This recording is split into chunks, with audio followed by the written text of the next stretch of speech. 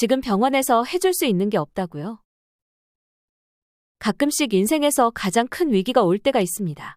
세상의 가장 큰 위기 중 하나는 삶과 직결된 병을 얻었을 때죠.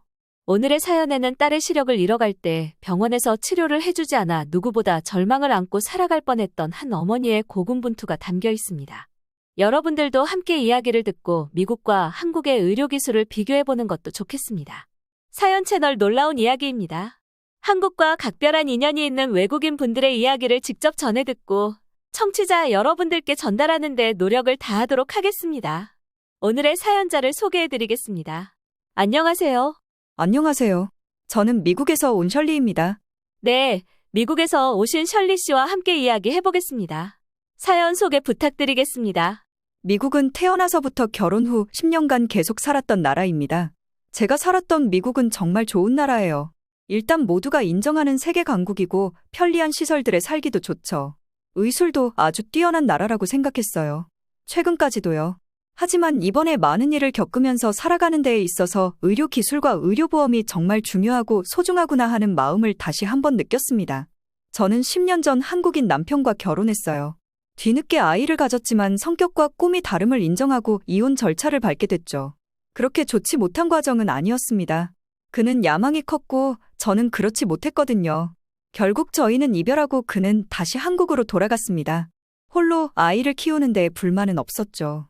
아이를 미국에서 키우고 싶었어요. 어쨌든 세계 강대국이고 한국보다는 아이 키우는 환경이 더 좋을 것 같다는 생각을 했기 때문이에요. 남편은 저에게도 끊임없이 한국에서 살라고 하고 아이 또한 한국으로 데려가고 싶어 했지만 저는 듣는 척도 하지 않았습니다. 미국보다 나은 나라는 없다는 생각 때문이었죠. 지금 생각해보면 정말 크나큰 착각이었습니다. 제가 스스로 불행을 택한 것이죠. 아이를 혼자 키운다는 게 쉽지는 않았죠. 유치원에 데려다 주는 것부터 전쟁이었거든요. 남편이 있었다면 조금이라도 수월했을 텐데 매일 전쟁 같은 하루를 보내야만 했습니다.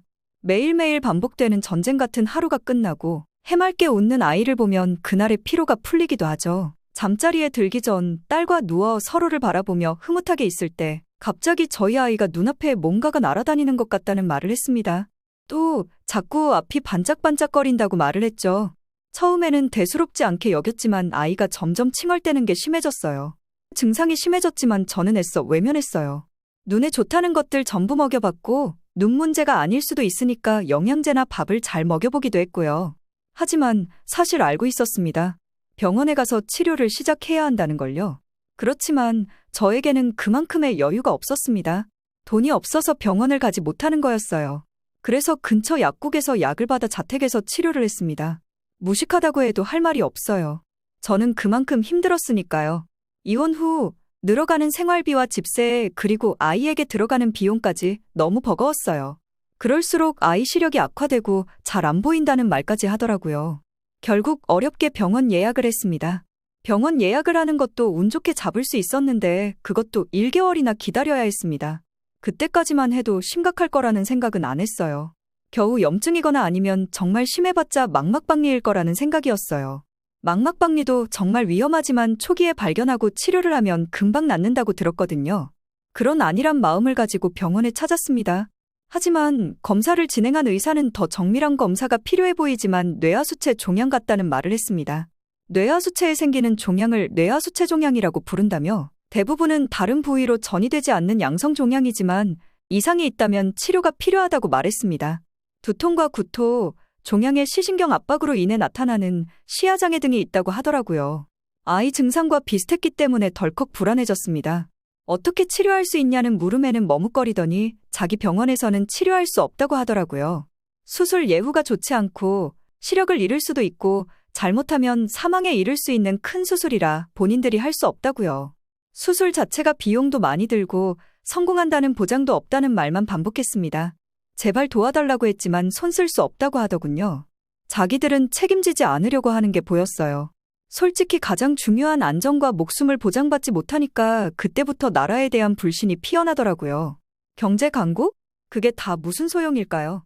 제 아이가 당장 아픈데 아무것도 할 수 있는 게 없는데요. 그때 저는 엄청난 회의감을 느꼈습니다.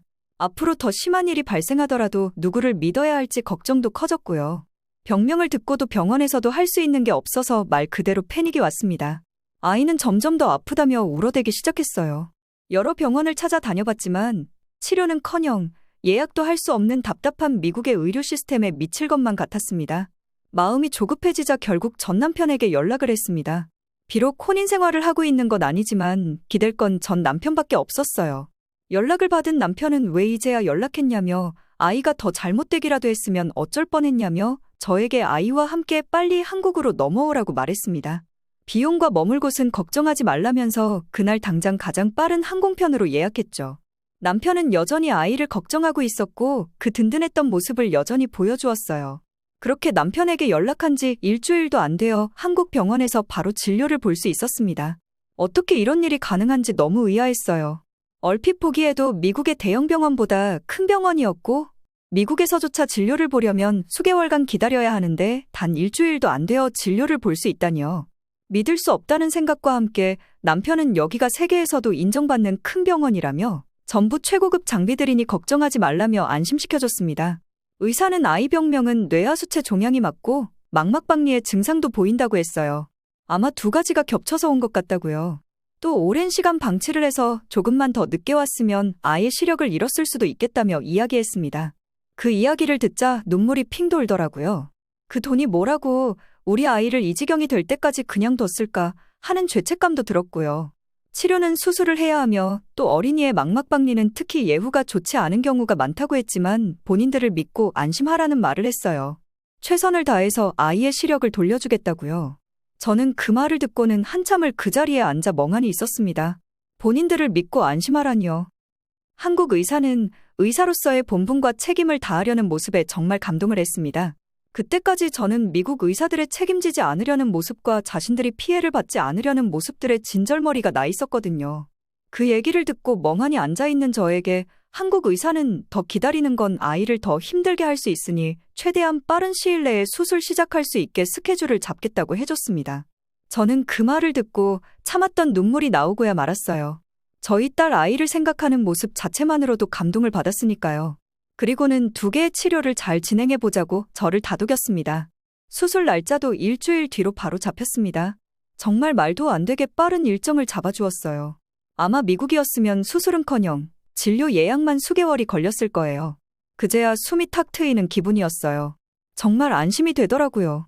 미국에서는 수술을 기다리는 그 과정에서 악화되어 손 쓸 수 없이 나빠지거나 죽어가는 사람도 많아요.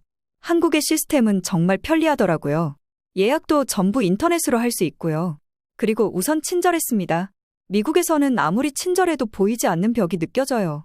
하지만 한국 의사와 간호사들은 진심을 다해 치료하고 진료하는 게 느껴지더라고요. 다행히 제 딸은 무사히 수술을 받았습니다. 더 경과를 지켜봐야 알겠지만 일단 수술이 무사히 끝났다는 말에 안도감으로 바닥에 주저앉아 의사 선생님께 연신 감사하다고 말씀드렸습니다. 정말 제 아이가 앞으로 세상을 못 보게 될까 두려웠거든요. 세상을 다 가진 기분이었어요. 행복해서 믿기지 않았습니다. 전 남편도 늦게까지 방치한 저를 탓하거나 화내지 않고 고생 많았다고 안아주었어요. 서로 그렇게 부둥켜 안고 한참을 울었습니다. 그리고 전 남편은 제 딸을 지극정성으로 간호했습니다.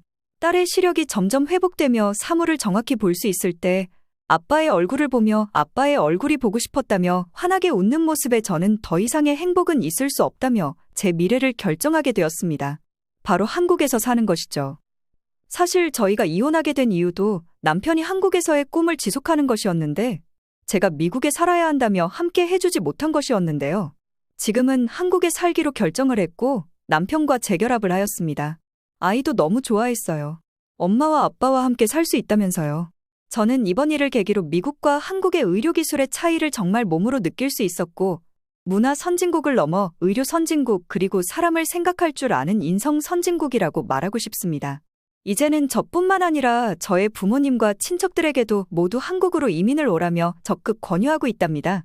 현재를 살기에도 바빴던 미국 생활에서 미래를 생각할 수 있게 해준 한국에 정말 감사의 말을 전하고 싶습니다.